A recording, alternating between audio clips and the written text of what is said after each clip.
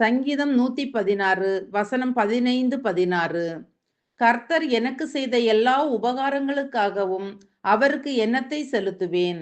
இரட்சிப்பின் பாத்திரத்தை எடுத்துக்கொண்டு கர்த்தருடைய நாமத்தை தொழுது கொள்ளுவேன்.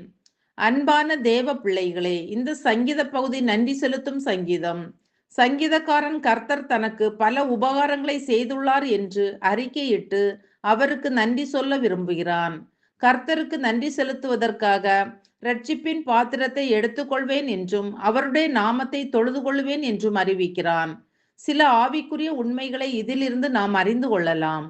அன்பானவர்களே, தேவனிடமிருந்து அவருடைய பிள்ளைகளாகிய நாம் பெற்ற நன்மைகள் எண்ணற்றவை. அவர் நம்முடைய அக்கிரமங்களை எல்லாம் மன்னித்து நம்முடைய நோய்களை எல்லாம் குணமாக்கி நம்முடைய பிராணனை அழிவுக்கு விலக்கி மீட்டு நம்மை கிருபையினாலும் இரக்கங்களினாலும் முடிசூட்டி நன்மையினால் நம் வாயை திருப்தியாக்குகிறார். பிரியமானவர்களே, நம்மிடமுள்ள அனைத்திற்கும் நம் தேவனே முழு உரிமையாளராக இருக்கிறார். நம்மீது கிருபை கூர்ந்ததற்காக நாம் ஒவ்வொரு நாளும் அவரிடத்தில் நன்றியுள்ளவர்களாக இருக்க வேண்டும்.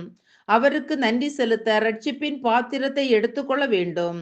கர்த்தருடைய நாமத்தை தொழுது கொள்கிறவன் எவனோ அவன் ரட்சிக்கப்படுவான் என்று வேதம் சொல்லுகிறது.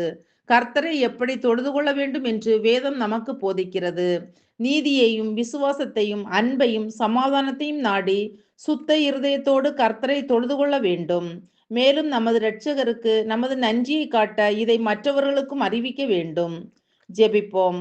அன்பின் பரலோக பிதாவே, இந்த நாளுக்காகவும் இந்த சத்தத்தை கேட்கிற ஒவ்வொருவருக்காகவும் உமக்கு நன்றி அப்பா.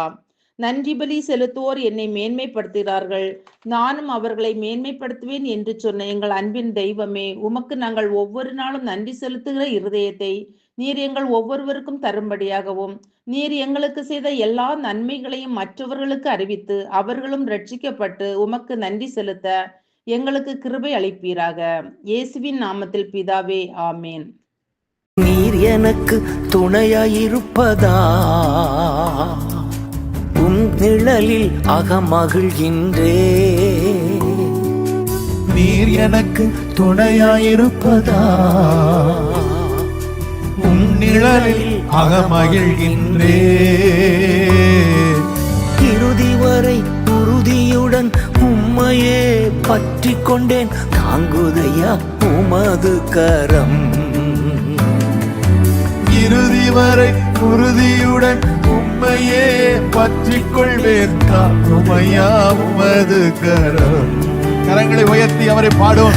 என் உதடு உம்மை துதிக்கும், ஜீவனுள்ள நாட்களெல்லாம் என் உதடு உம்மை துதிக்கும், ஜீவனுள்ள நாட்களெல்லாம் என் உதடு உம்மை துதிக்கும், ஜீவனுள்ள நாட்களெல்லாம் என் உதடு உம்மை துதிக்கும், ஜீவனுள்ள நாட்களெல்லாம். உம் சமூகம் மேலானது, உயிரினும் மேலானது.